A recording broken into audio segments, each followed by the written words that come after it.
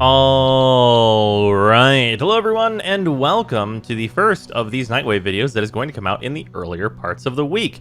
So, this week, once again, we do not have another shard of the kind of Glassmaker saga here, and because of that, I'm just going to do the big compilation video on how to do all of the Nightwave challenges and kind of completely skip out on, like, making these a part of this, because clearly they're not going to come out in a sequence where we will even remember the first one.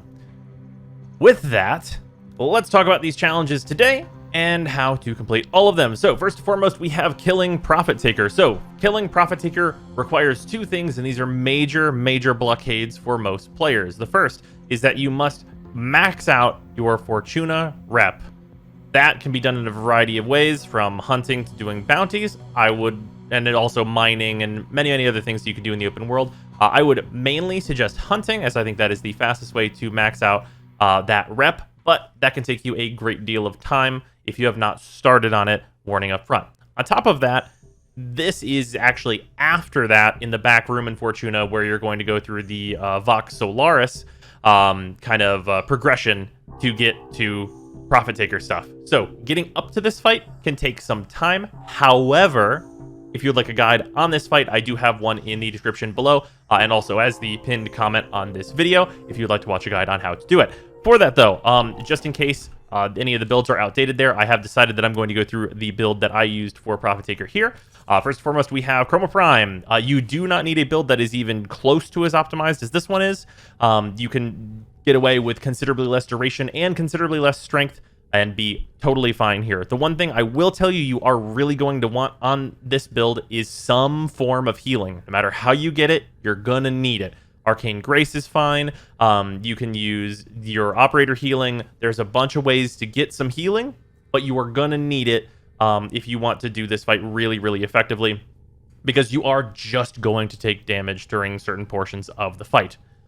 With that, you use a bunch of different elementals, and for that I have builds on my Rubico Prime, my Tombfinger, and my Redeemer for taking down the spider.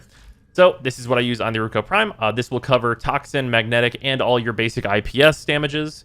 And then on the Tombfinger, I have it covering electricity, radiation, and viral. And then also Impact and Puncture are on here if it switches to that, and I still have this weapon out. And then on the Redeemer Prime, so the Redeemer Prime is covering...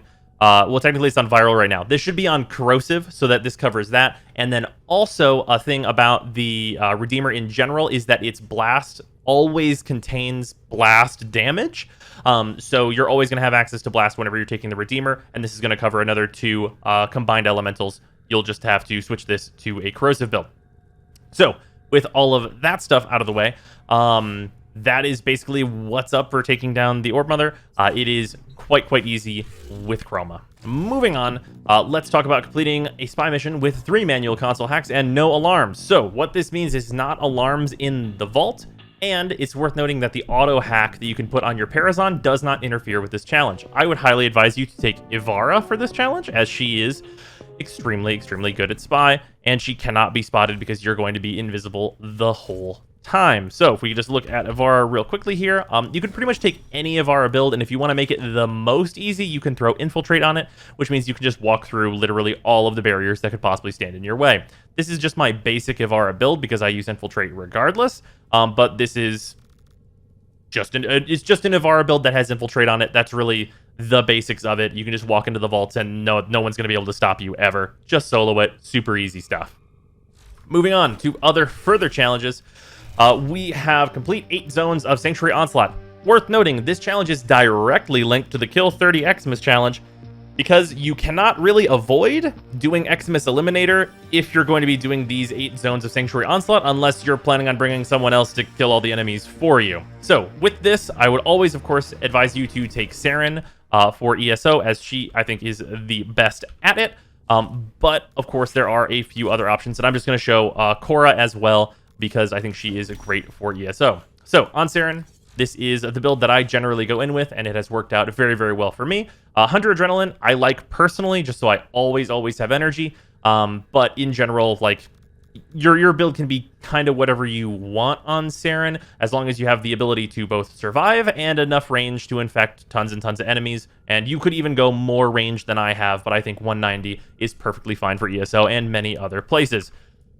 Moving on, let's talk about Cora real quick. Cora is a powerhouse that I think is just continually getting more and more popular. She is extremely, extremely powerful. I have her on a full build here. And then if you combine that with the stat stick for her on the Fragor Prime, which does make this considerably more restrictive as compared to Saren, because Saren can bring whatever weapons you want as long as you can hit lots of enemies with them. This will give you a ton of damage coming out of your 1 on Cora and will allow you to clear pretty much anything, pretty much anywhere, for those of you that were looking for a Cora build. So yeah, Cora and Saren, both fantastic choices for that. Of course, ESO, not that difficult. Should be doable by many Warframes, especially if you have a decent melee weapon. Moving on, we have complete 5 scans for Cephalon Samaras. So if you do not know how to do this, what you need to do is you can just go up to this and go into your miscellaneous syndicates, and you can look at Cephalon Samaras and just travel to him from here. And when you do that, you can go and do these research entries, which are always available. And if you have already done those, he does have one on the daily that ranges from between 2 scans and 4 scans. So the best way to complete this challenge is to go there, get your daily challenge from him, and complete that with at least one other person, and then complete their daily challenge with them. Doing that will very easily get you to the 5 scans. You could both get horribly unlucky and both have a 2 scan, but then just recruit a third person and go haywire with that, if you are on the unlucky side of it. That is very easy. For those of you that don't have your Samara scanner and stuff, you're going to have to go through a big old quest for that stuff, and you may just not be there yet. Then we have Invader, complete 9 invasion missions of any type. So this is individual invasion missions, not invasion like instances. And the thing I mean by that is that if I look at this, I'm looking at Naga, where it's Field Drawn versus Detonite Injectors. These require you to do the mission 3 times in order to get one reward or the other.